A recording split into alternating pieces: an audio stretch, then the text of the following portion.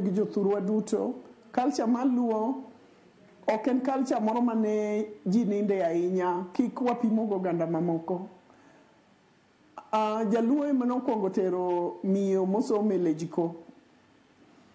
Manyiso ni Jaluo no oseneno ni ng'ama dhako be nyalo telo.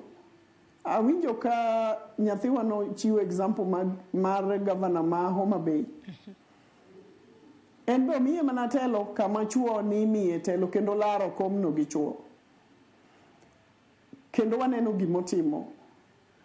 Koro koa kelo kido marachaye no to paro ni walinke gi somo to gi pesa, ta paro ni ok odhi donjo mayot ahinya nikech kata illiterate people moko nitie ma rude, ma arrogant, mano kit ng'ato migolego ei min gi monyuolego, ok ni some makele.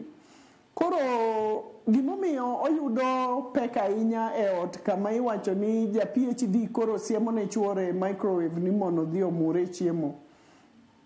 Ado wacho ni sani ni nyathi masani modake piny masani en onge problem gi loso chiembe to jaode be loso chiemo. En onge gi problem no.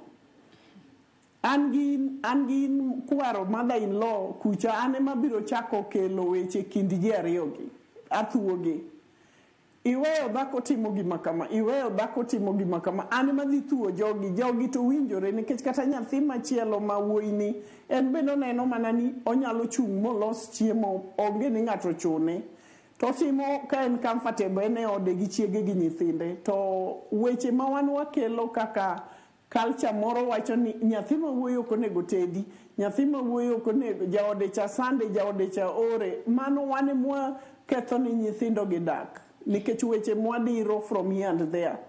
Koro adwaro ni empowerment kata education awareness moro bede maber mono wakonyogi ng'eyo ni life masani oa kanye to dhi kanye nikech kiweyo gi e level machon cha ni kaka dani ne timo ne kwaru kamache midwaro ni nyathini gi jaode otim sani, aparo ni wadwa duoko gi chien to piny to lokore.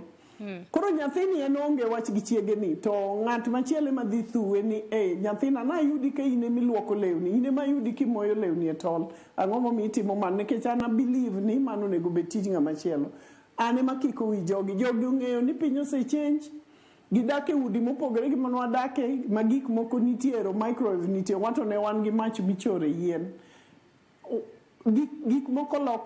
Gik moko lokore with the time, nitiere kata med mabebet makonye iot, chon ne onge mago. Koro waneno ka gik moko lokore, wawene gi thuolo mono wa embrace the change. To kik waluo wach somo e wi tij nyako ni kite rach, nyako ni ochayo ji nikech somo. Aparo ni kwa sell that idea to wadhi hinyo piny. And ka koro nyako sombe ni malo moingo chuore, to koro chuore dhi paro ni kara sombe ni momiyo koro kelo tungni udi. Akwayo ni society you come up strongly mono embrace the change. Dhako ni okite rach nikech sombe, mano ni kite mono nyuole godo ni en rude and arrogant. Kato bed mana e level mane. Waseneno leaders mang'eny mag Luo mane gine mine mang'eny ma very humble, ok ding'e kata ni en gi PhD, ok ding'e kata ni en gi masters, ok ding'e no somo. Kwa hivyo en tabia mar ng'ato monyuolego. Kik waketuru ni dhako ni ochaji nikech somo. Ayie gi nyamera ma comment ni kik waket ni somo ema kelo achaya inyuolo go ng'ato. To but as we are talking now, aparo ni piny oselokore. Kendo piny dhi lokore kodwa makata technology kata gadgets mwatiyogo. Idhi yudo ka dhako ni nigi laptop ne, dichuo ni be nigi laptop ne, ok ong'i laptop no nikech ochayo chuore. En bende tich dware mana no o continue working, oduoge ot late, odhi e meetings, o travel, odhi out of the country.